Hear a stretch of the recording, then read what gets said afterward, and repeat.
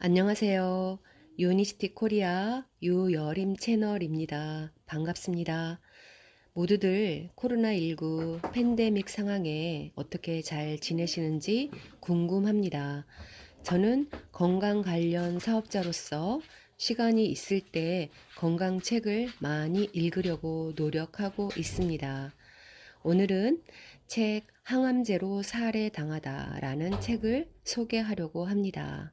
지은이 훈화세 슌스케. 그럼 지금부터 책 속으로 들어가 보겠습니다.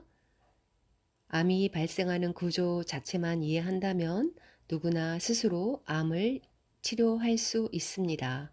이 말은 항암제 치료와 방사선 치료, 수술 등에 의지하지 않고 우리 몸에 잠재된 자연 치유력을 높여서 암을 자연적으로 없앨 수 있다는 의미입니다.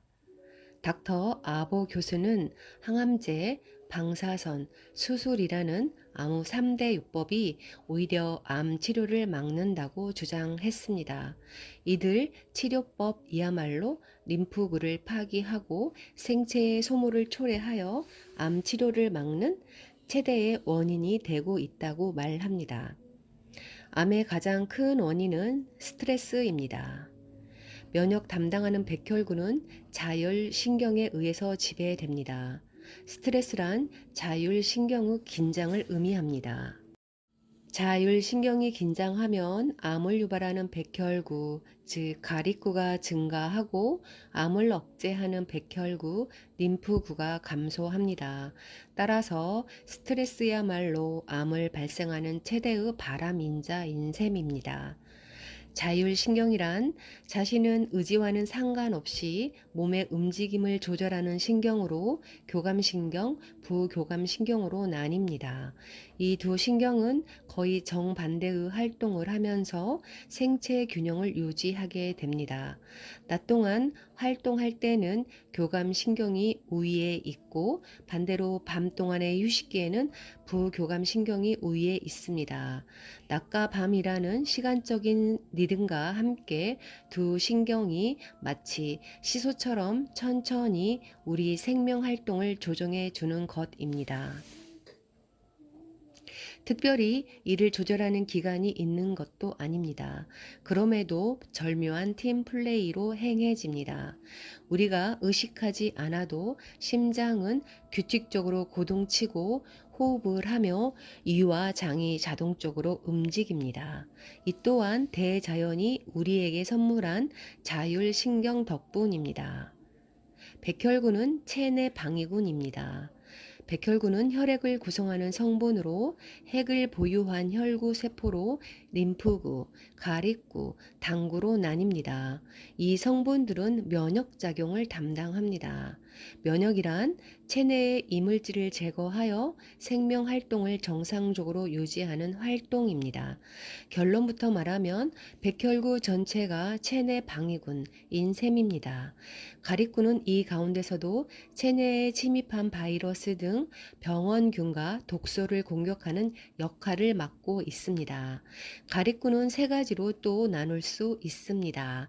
호중구, 호상구, 호염기구. 이는 각기 다른 장비를 보유한 방위병이라고 생각하면 쉽습니다. 체내에 산소를 운반하는 역할을 하는 적혈구는 혈관 안에서만 활동하지만 백혈구군은 혈관 밖에서도 자유자재로 돌아다니며 외부의 적이 침입하지 않았는지, 이물질이 발생하지 않았는지 눈을 부릅뜨고 몸 전체를 경비하는 역할을 합니다. 가립구는 주로 큰 세균과 오래되어 죽은 세포, 찌꺼기 등 크기가 큰 이물질을 처리합니다.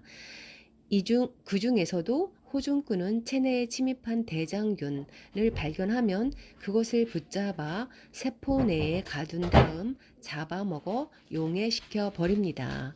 이 때문에 호중꾼을 가리켜 탐식세포라고 말합니다. 과립근은 하염 방사기를 분사합니다.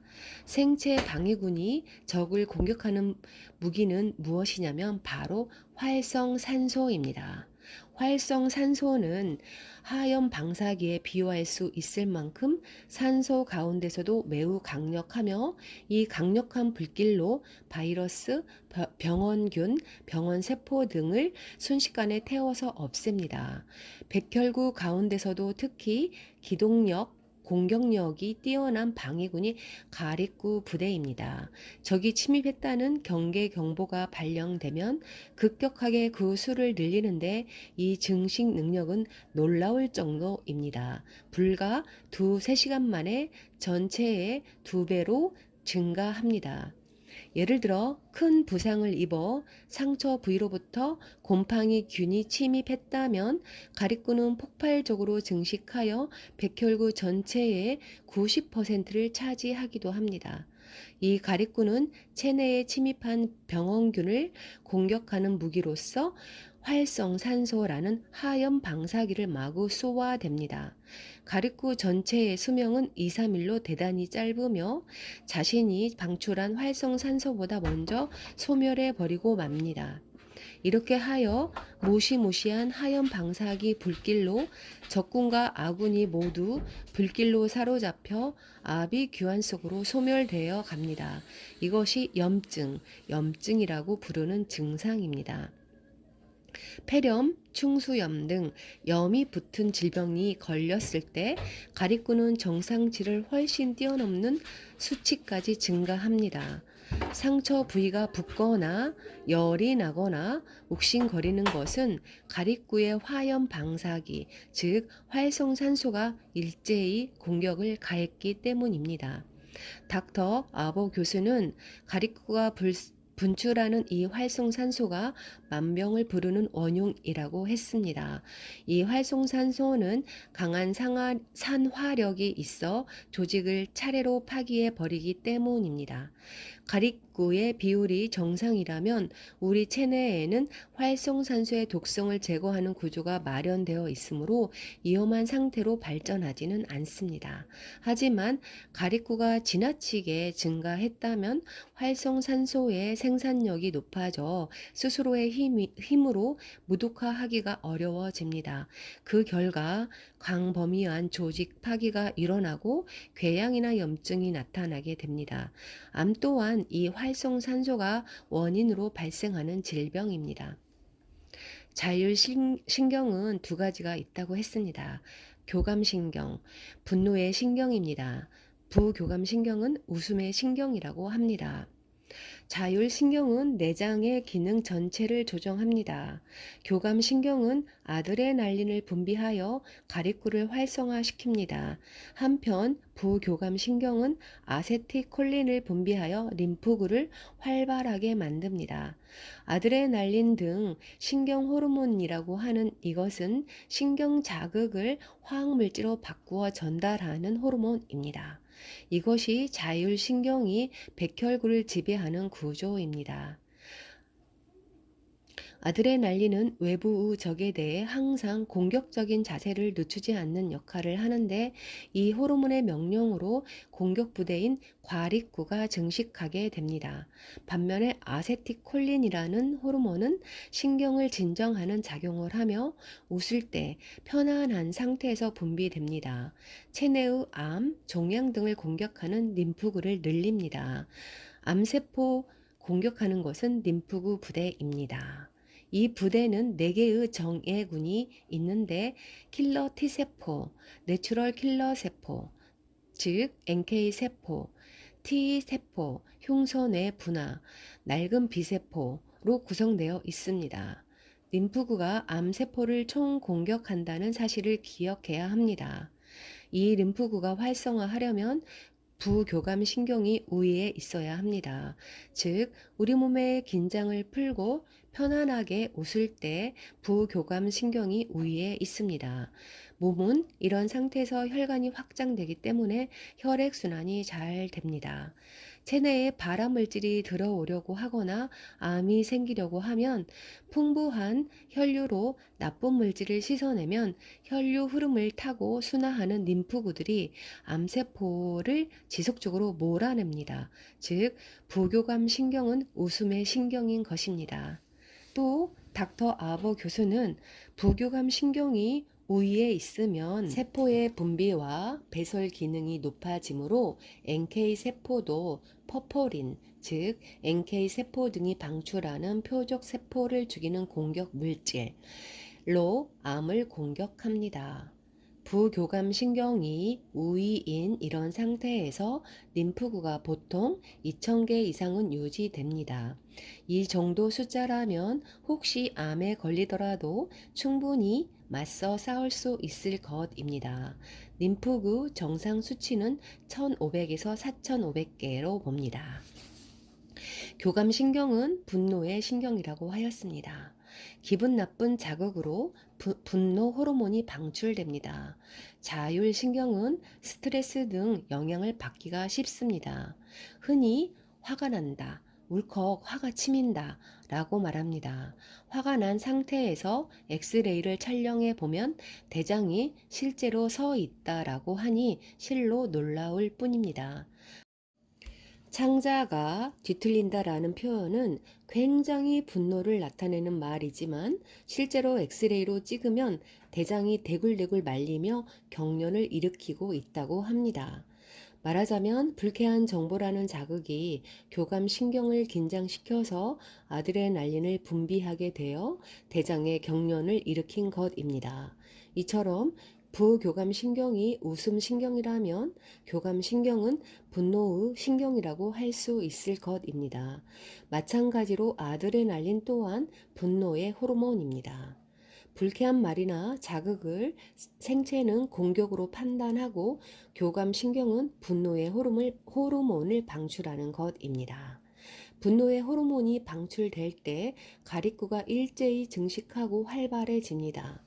교감신경의 긴장에 따른 아드레날린 분비는 공습 경보에 해당합니다. 공습 경보가 발령되면 방위병인 과립구는 일제히 출동하여 증강하는 등 싸움에 임하는 만반의 퇴사를 갖춥니다.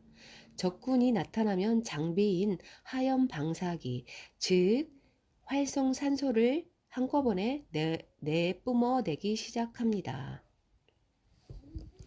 이것이 위점막이라면 순식간에 화염 방사기와 불길, 즉 활성산소에 휩싸여 염증이 퍼지게 됩니다.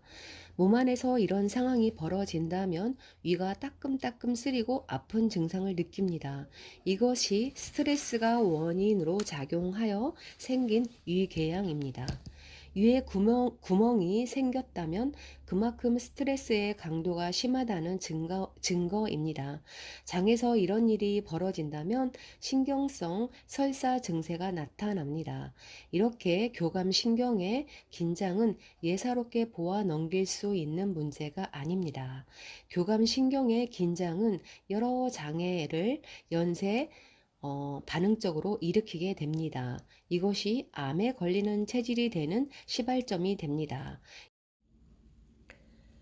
암 체질인지 건강 체질인지 한눈에 판단할 수 있는 기준은 가립구와 림프구의 비율입니다. 건강한 사람과 위암 환자의 림프구와 가립구를 비교하면 초기 암에는 가립구의 증가를 확인할 수 있고 진행성 암에서 가립구의 증가가 더욱 두드러졌습니다. 이런 현상은 상대적으로 암을 공격하는 림프구 힘이 쇠약해졌음을 의미합니다. 이는 위암에 걸릴 확률이 높은 사람은 이미 교감신경이 긴장 상태인 체질, 즉 암을 야기하는 체질로 바뀌어 있음을 보여줍니다. 지금까지 항암제로 살해당하다라는 책, 암은 스스로 고칠 수 있다 편 일부를 발췌해 보았습니다. 면역을 담당하는 백혈구가 자율신경의 지배를 받습니다. 부교감 신경이 우위에 있다면 림프구가 활성화되고 암세포를 지속적으로 몰아낸다고 하니 부교감 신경, 즉 웃음신경이 우위에 있을 수 있도록 오늘도 큰 소리로 웃어보는 하루를 갖기를 바랍니다. 감사합니다. 유니시티 코리아 유여림이었습니다.